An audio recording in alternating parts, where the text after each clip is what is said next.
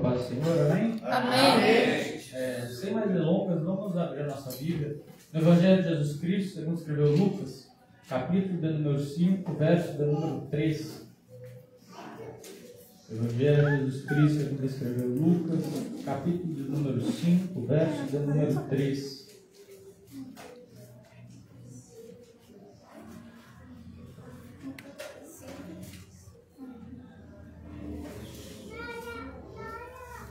Façamos menção do texto sagrado. Livro de Lucas, capítulo número 5, verso do número 3, vai dizer: entrou em um dos barcos que era o de Simão e pediu-lhe que o afastasse um pouco da praia, e assentando-se ensinava do barco a multidão. Vou repetir o verso 13.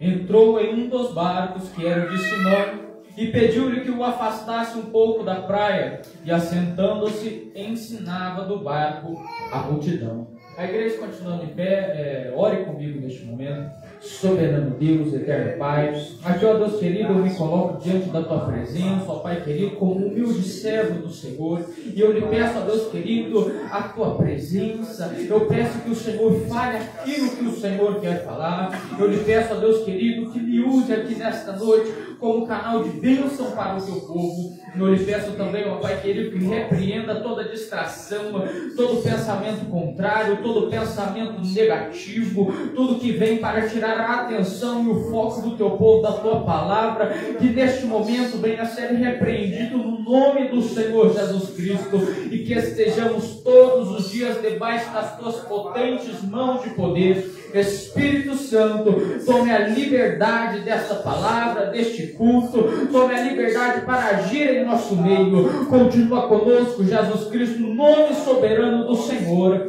Amém. A igreja pode estar tomando assento. O livro de Lucas é interessante porque foi escrito por um doutor Lucas, médico Lucas. E o que eu acho curioso desse livro é que Lucas não viveu ao lado de Jesus.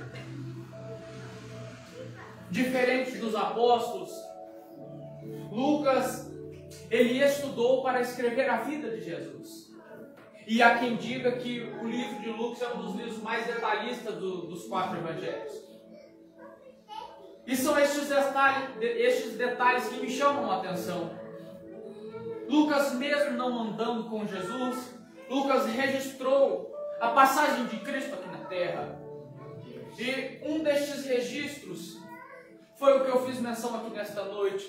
Mas para nós entrarmos na palavra, eu tenho que lhe explicar, eu tenho que expor o primeiro capítulo deste livro.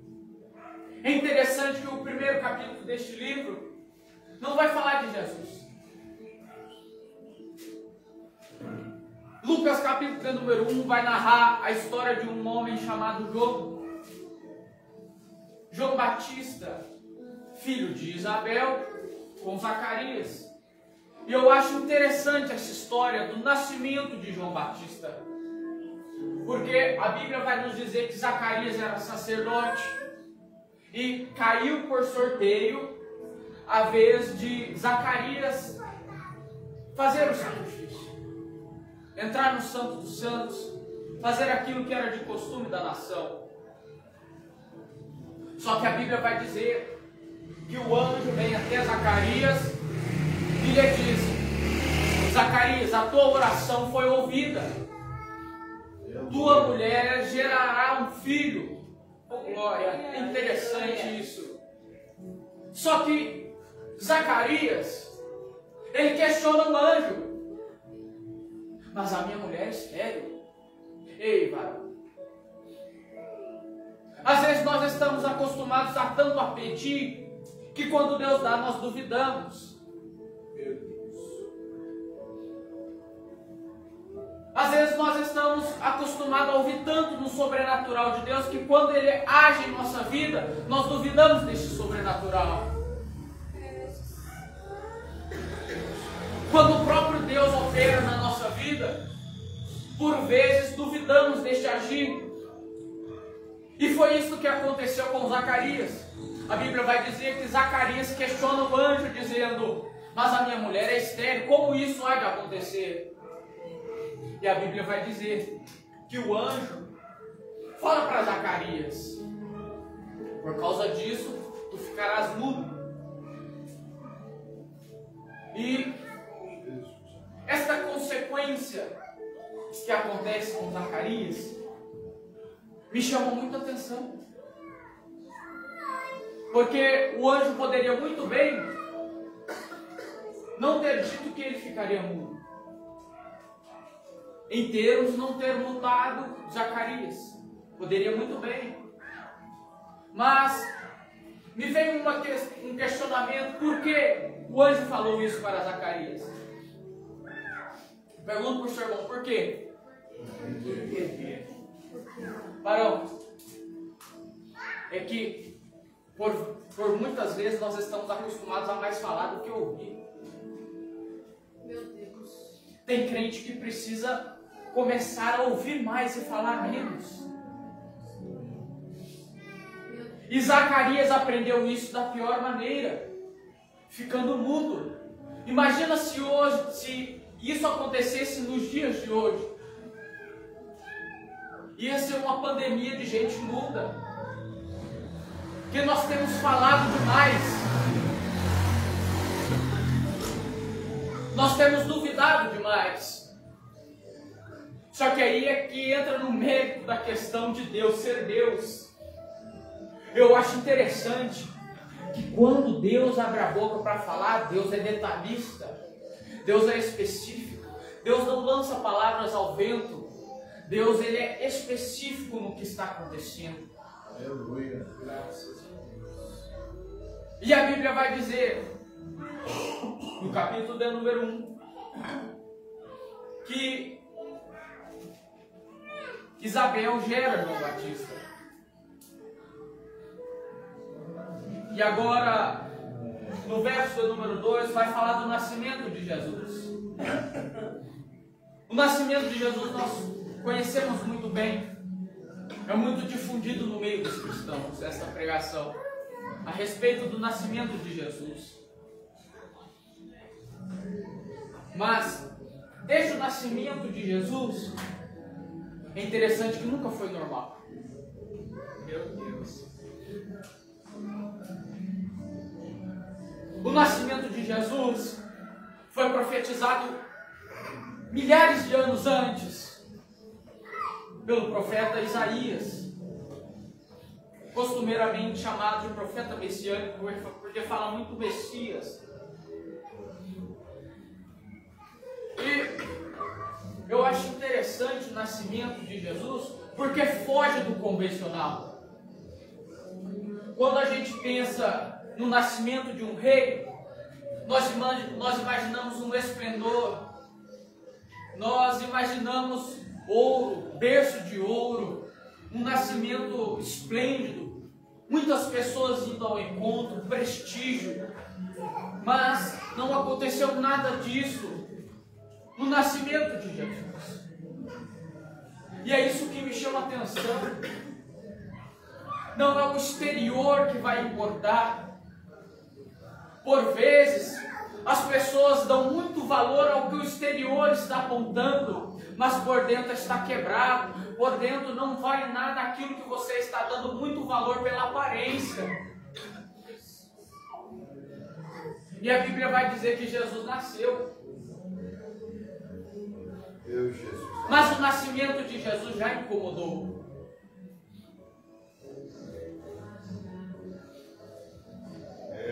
Porque o rei descobre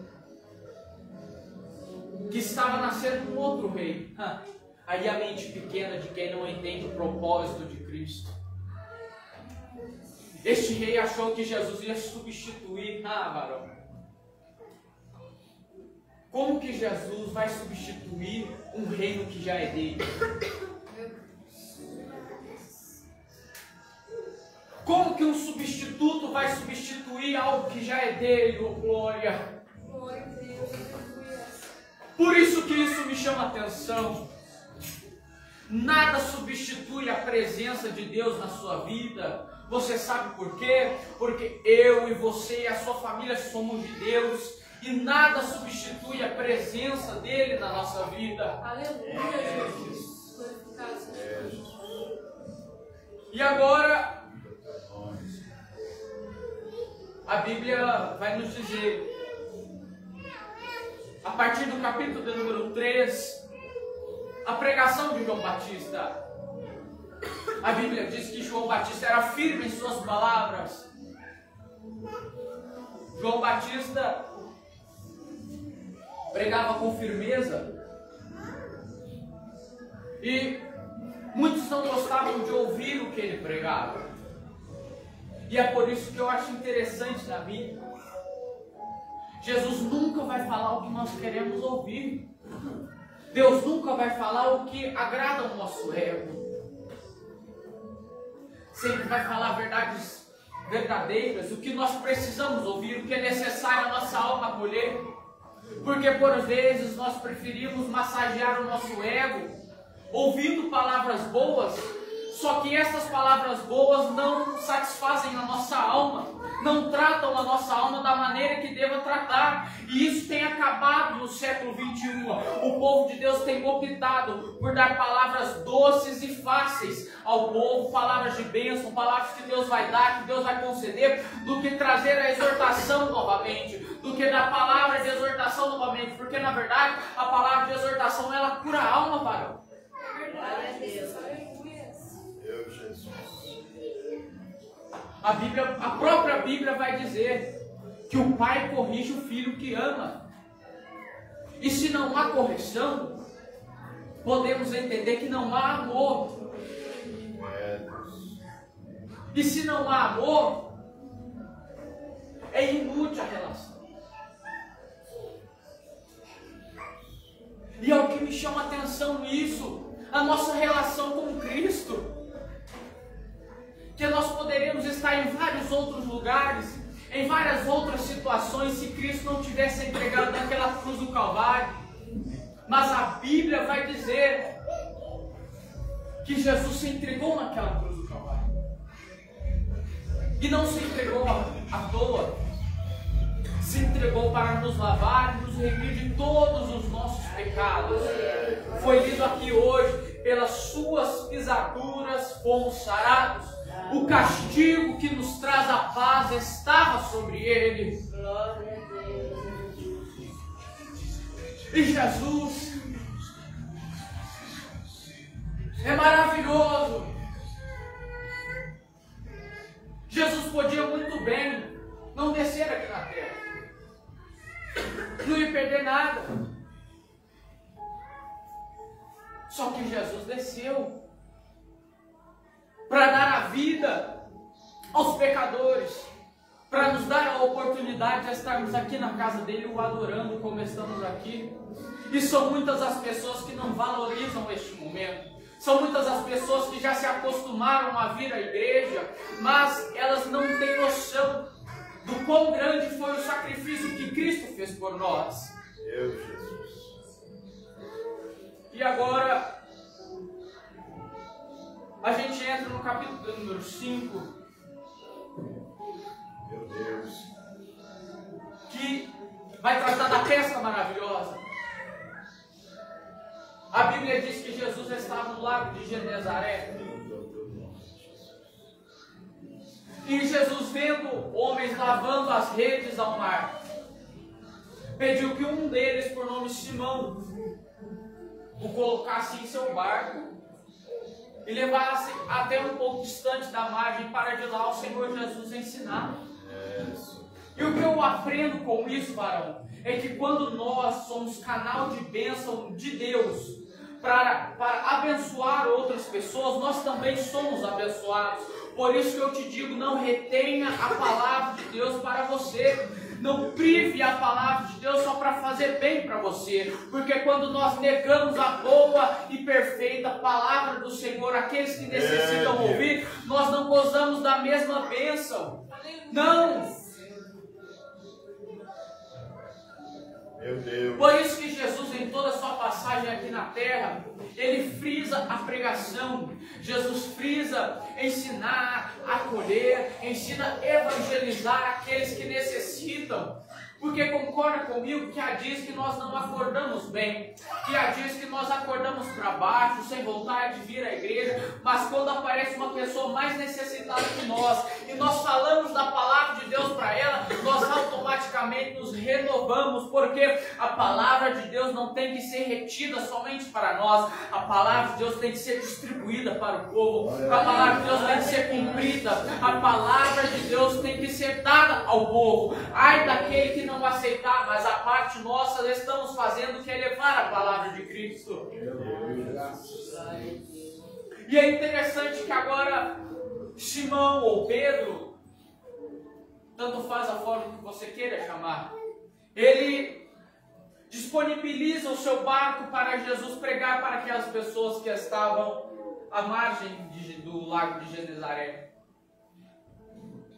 Só que, dando decorrência a isso, eu acho interessante que a Bíblia vai dizer que Jesus, terminando de pregar ao povo, vai virar e vai falar para Pedro: Pedro, vamos para o alto mar. E eu acho interessante nessa palavra é que o lago de Genezaré, ao seu norte, tinha uma província que era muito frutífera, que era muito abençoada, a sua província no norte.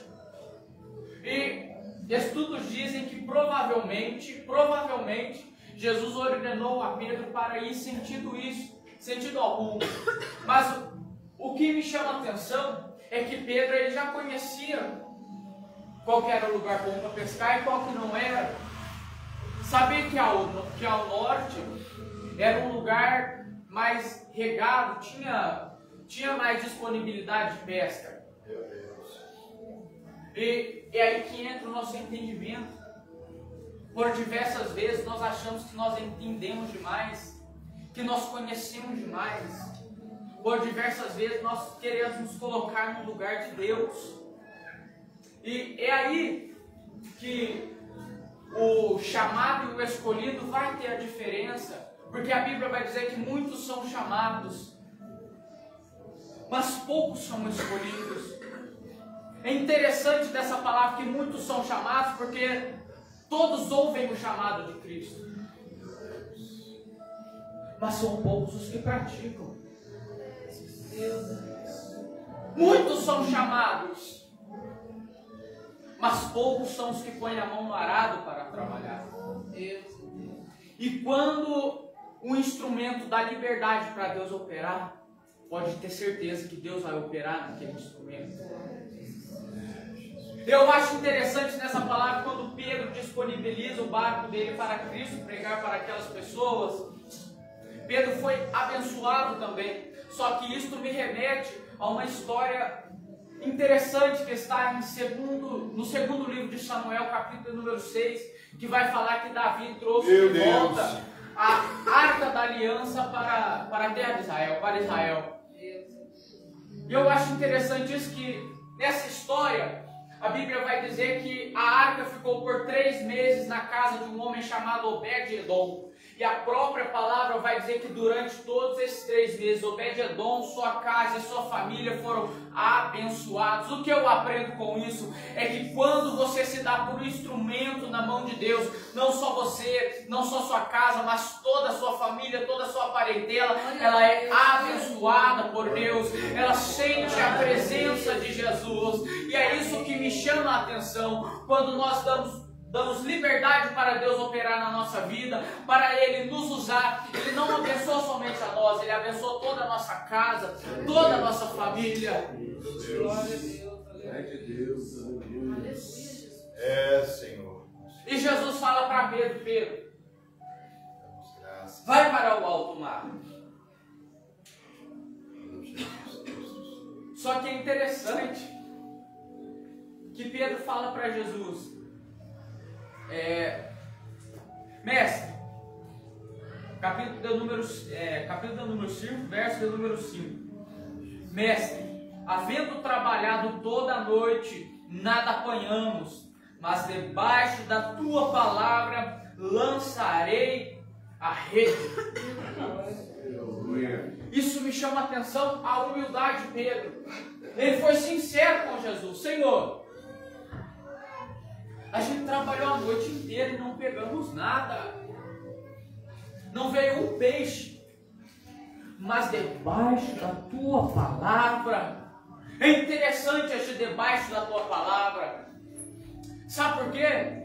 Porque quando nós vamos sozinhos pode não acontecer nada. Ah, varão, mas quando a gente vai com Cristo, alguma coisa acontece. Meu irmão, você pode ter entrado na tua casa sozinho. Ah, meu irmão, mas quando você voltar deste culto e entrar com Jesus na tua casa vai ser diferente. Meu irmão, quando você entrar na tua casa com Jesus vai ser diferente.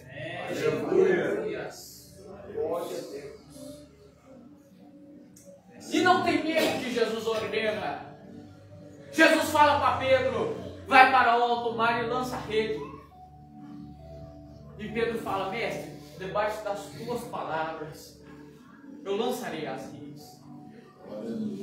Interessante que o verso 6 começa com uma frase interessante: fazendo assim,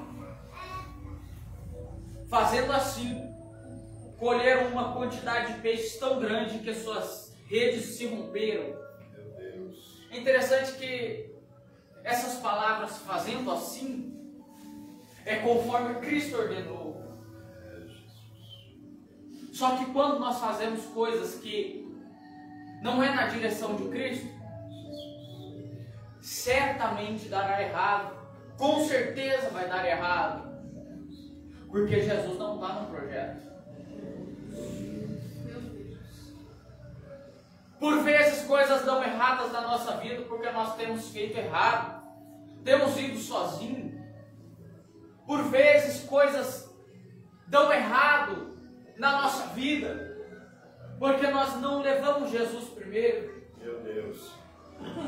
Nós não damos a passagem para Jesus ir primeiro. E é interessante quando Pedro responde ao chamado de Jesus. Isso me lembra uma história que está no livro de Reis. Primeiro livro de Reis, capítulo 19, verso de número 19. Vai falar da história de um homem chamado Eliseu. Que a Bíblia vai dizer que ele estava com os bois no campo e que um homem chamado Elias passa e joga a capa em cima deste homem. E a Bíblia vai dizer que prontamente Eliseu deixa o que está fazendo e começa a seguir Elias. Chega Elias e fala: me deixe dar um beijo em meus pais e me despedir deles. E a Bíblia diz que Elias quebrou os carros dos bois, matou aqueles bois e fez que Eliseu assou a carne dos bois para o pessoal da casa dele. Só que ele não comeu e foi embora com Elias. E com isso eu aprendo que quando Jesus faz um chamado para a gente é na hora. Não tem espera aí, não tem depois. Jesus. Quando Jesus nos chama é na hora. E é isso, e vários outros exemplos que nós vemos na Bíblia, de Jesus chamando a pessoa e a pessoa prontamente indo. Vemos nos profetas do Velho Testamento, vemos aqui nos Evangelhos, vemos com Paulo, vemos com vários outros servos do Senhor. E não deu nada errado para eles. E não aconteceu nada de errado com este povo que aceitou o chamado de Jesus. É mais fácil dar errado aqueles que não aceitam o chamado de Jesus. Meu Deus do céu. Quer um exemplo? O João Henrico.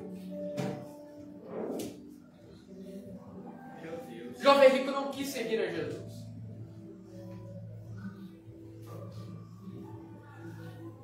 Perdeu muita coisa. Porque a própria Bíblia nos diz que aquele que me negar aqui na terra, naquele grande dia, eu me negarei diante de meu Pai. Eu não te conhecerei. E é interessante que o chamado de Cristo não foi quando Pedro já estava em sua casa. O chamado de Cristo para Mateus não foi quando Mateus já estava descansando em sua casa. Foi quando eles estavam trabalhando já. Isso me chama muito a atenção, porque Jesus ele é específico em uma coisa. Quando Jesus nos chama para a batalha, nós não devemos dar para trás. Nós não devemos negar este chamado. Bem verdade é que existem pessoas que seguem e que não seguem. Mas Arão, depende de você qual grupo você quer se encaixar.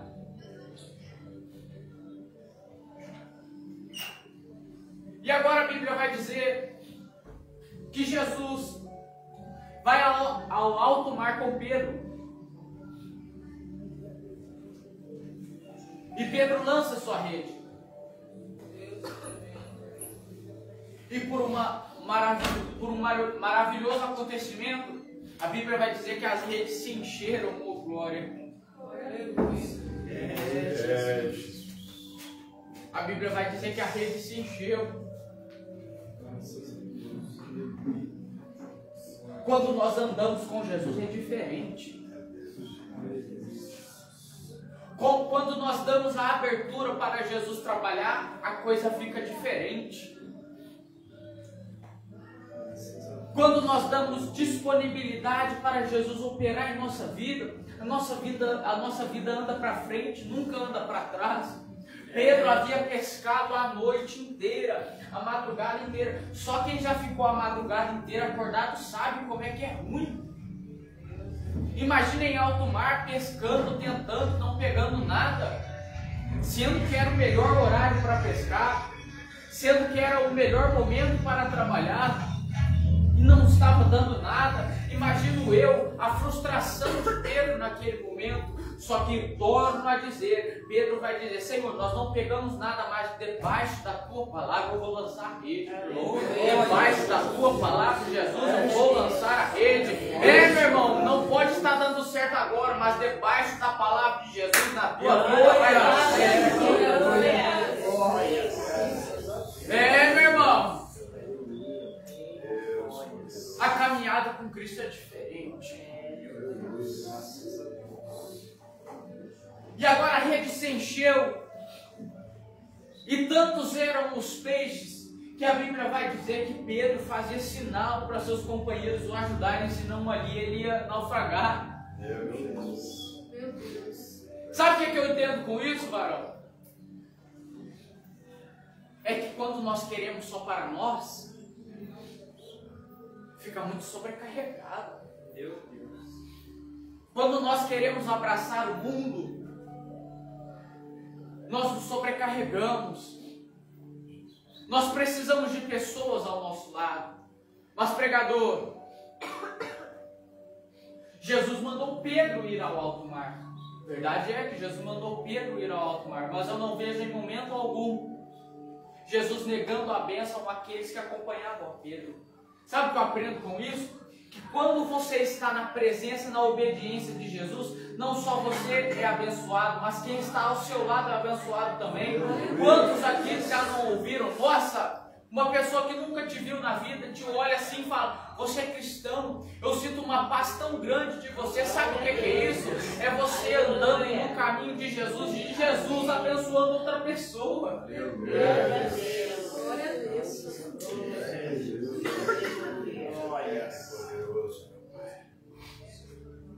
A Bíblia vai falar que se encheram os barcos, ambos os barcos. E voltando para a terra, a Bíblia diz, é interessante a Bíblia, porque se você parar para estudar a Bíblia nos mínimos detalhes, vai parecer que é você naquela situação. E vai dizer, no verso de número 8, vendo isso, Simão Pedro prostrou-se aos pés de Jesus, dizendo: afasta-te de mim, pois sou pecador. Eu vejo Pedro passando de um cara frustrado, de um trabalhador frustrado, para um homem que não estava acreditando no que estava vendo. Não de forma ruim, mas por ter se impressionado. Imagina, meu irmão, você trabalhar no mar a noite inteira, não pescar nada. Aí, com alguns minutos, um homem chamado Jesus enche o seu barco. Ah, meu irmão, o impacto que Jesus causa na nossa vida é diferente. O impacto que Jesus causa nas vidas não é um impacto comum de uma surpresa momentânea. Nós nos impressionamos com Jesus a nossa vida toda. Aleluia. Meu Deus. É de Deus. Glória. E quem para de se impressionar com Jesus a vida toda tem algo de errado. Acha que já viu de tudo. Acha que já sabe tudo. E é interessante que a Bíblia tem todas as respostas para todas as nossas perguntas. E a Bíblia vai dizer que olho não viu, ouvido ainda não ouviu, e nem subiu ao coração do homem, são as coisas que Deus tem preparado para ele. Como não se impressionar com um Deus desse? Como não se impressionar com um Jesus desse todos os dias? Não tem como. E a Bíblia vai dizer que Pedro se prostrou diante de Jesus. Eu vejo que quando se prostra Pedro aos pés de Jesus, eu acho uma atitude interessante, porque provavelmente, penso eu, que Pedro não sabia quem era Jesus até aquela altura do campeonato. Porque concorda comigo que se Pedro se prostrou diante de Jesus após Cristo ter feito esse milagre, se ele conhecesse Jesus, ele já teria se prostrado quando Cristo se dirigiu a ele. É verdade. E é isso que a presença de Cristo faz. Ela nos causa impacto de tal modo que até mesmo alguém que não conhece Jesus, quando ouve falar da história de Jesus, ele tem que se arrepender, se este ouvir verdadeiramente de coração. E agora, a partir do verso de número 9, vai dizer que o espanto se apoderou dele e de todos os que com ele estavam. O espanto se apoderara dele e de todos os que com ele estavam por causa da pesca que haviam feito. Eu tenho certeza que se Pedro só saísse contando isso que Jesus fez para ele, provavelmente os amigos dele não iriam acreditar. Os próprios pescadores não iriam acreditar. Mas como aqueles homens viveram aquilo junto com Pedro, não teve como negar. Meu irmão, alguém que sente a presença de Deus verdadeiramente não tem como negar a existência de Deus. Vou repetir mais uma vez: aquele que prova da presença de Deus não tem como mais lutar para o mundo, porque sabe que vai estar perdendo aquilo. Meu Deus. E vai dizer, Jesus agora fala para Pedro: não temas. Eu acho isso lindo em Jesus.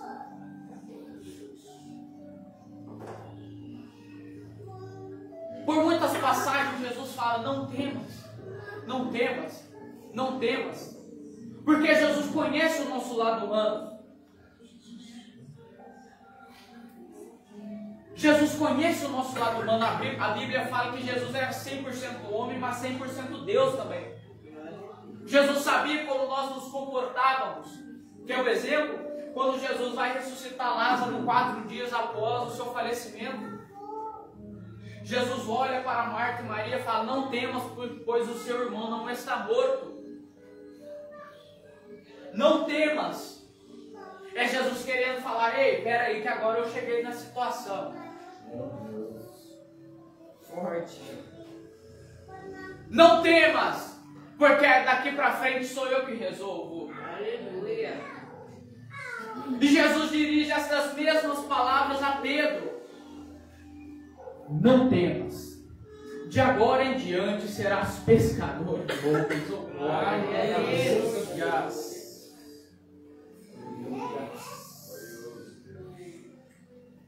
Jesus, em momento algum antes desse acontecimento, falou para Pedro que Pedro iria ser após aquilo.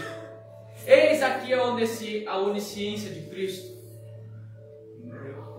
Em momento nenhum, Jesus falou para Pedro, antes do acontecimento, você será pescador de homens.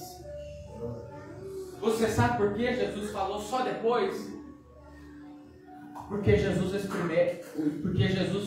espera você dar o primeiro passo.